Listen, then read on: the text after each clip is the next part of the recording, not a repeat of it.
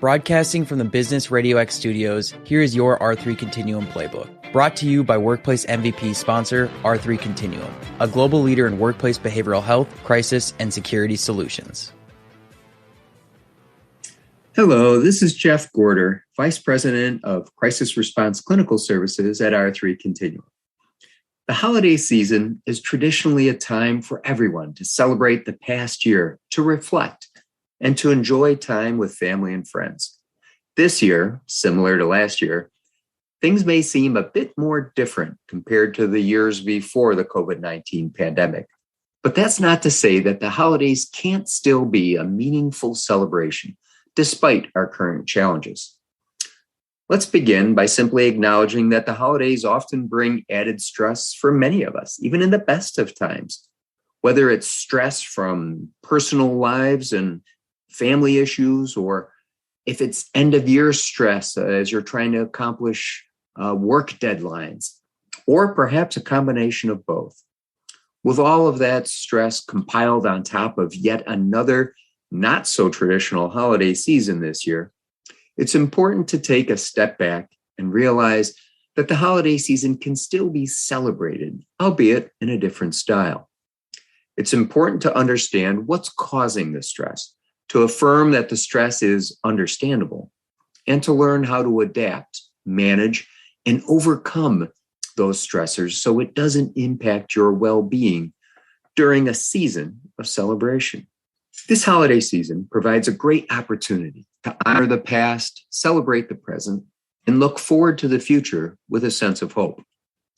As I've said earlier, stress during the holidays is almost as common, almost as traditional as the holidays themselves.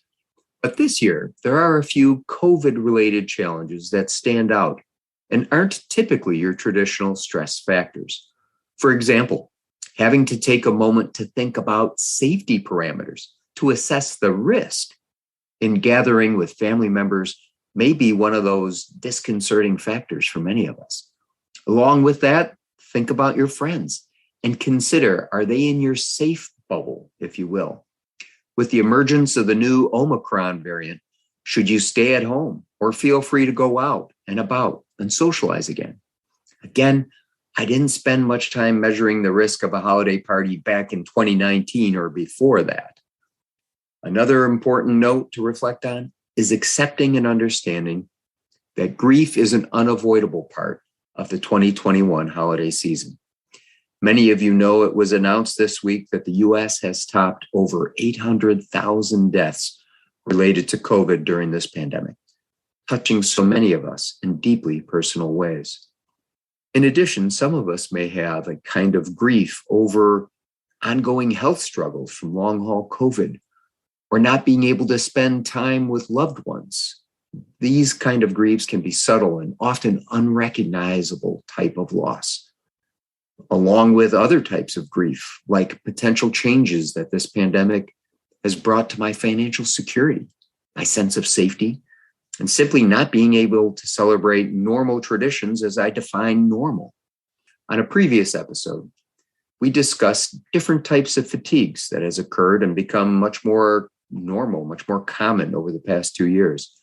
And again, we see the impact of one of those, decision fatigue, which is having to, once again, creatively problem solve and answer these questions for ourselves while maintaining a safe celebration with family and friends can bring additional impact, additional stress on an already overburdened person.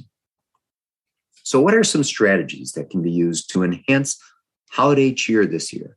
To start, let's try and maintain a realistic perspective and avoid catastrophizing the inevitable changes to this year's celebration.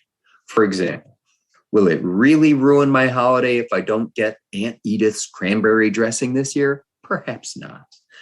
Are there other ways that you can still connect with your aunt and make a substitution for the dressing? Along that same line, perhaps another great way to enhance holiday cheer is to create new traditions, keeping in mind the heart of what you most value, what you most look forward to about the holiday celebrations. Can I still communicate how much I love and cherish those family and friend relationships, even if I have to gather on yet another Zoom meeting or in a smaller but safer face-to-face group this year. I think we can. It's also important to initiate boundaries and set aside time, protect time for self-care, making yourself a priority. That's often a challenge during normal times, but even more so after having spent the last 21 months coping with a global pandemic. Many people have found, especially in the context of COVID, that intentionally giving back or supporting individuals or groups that serve our communities will enhance your holiday cheer. Helping others reminds us that we're not alone, and it isn't all about us. A healthy perspective at any time, but certainly in the face of this pandemic. Through it all, one of the single most valuable things we can do for ourselves and those around us is to cultivate an attitude of gratitude. Research strongly supports that gratitude can have significant healing and sustaining power, especially at the year end and around the holidays. Like I've mentioned throughout this playbook, taking time to reflect on all the good that's happened this year, believe it or not, is good for you. Some simple strategies to increase your gratitude are to take time and write down even minor points of gratitude throughout each day. Studies have shown that doing this small thing, no more than 5 minutes each day, but intentionally recording the things that went well that you're grateful about this day, can increase your well-being by 10% or more. It helps expand your perspective and enhances your self-esteem throughout the day. It's also been found that the more grateful a person is, the wider their social network is. They're viewed more positively by others, and people want to spend more time with them. Your friends like you better when you're grateful. By that same token, increased gratitude can improve romantic relationships.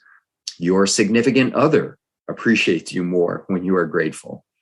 And then finally, gratitude serves as a protective buffer against anxiety and depression. It not only enhances, but it protects. Lastly, from a work point of view, gratitude in the workplace leads to improved decision-making and higher levels of engagement from employees. Research supports that it directly correlates with increased meaning and purpose, which can lower stress for employees and ultimately leads to less burnout among the work group. After all that we've been through over these last 2 years, be kind to yourself. Be sure to give yourself a break and be grateful this holiday season. While it may be another year where traditions are different, have had to be altered than they were before, it's still another year where we can celebrate the holidays, and that too is something we can be grateful for. Dealing with psychological well-being and mental health is often a lot easier said than done. R3 Continuum can help.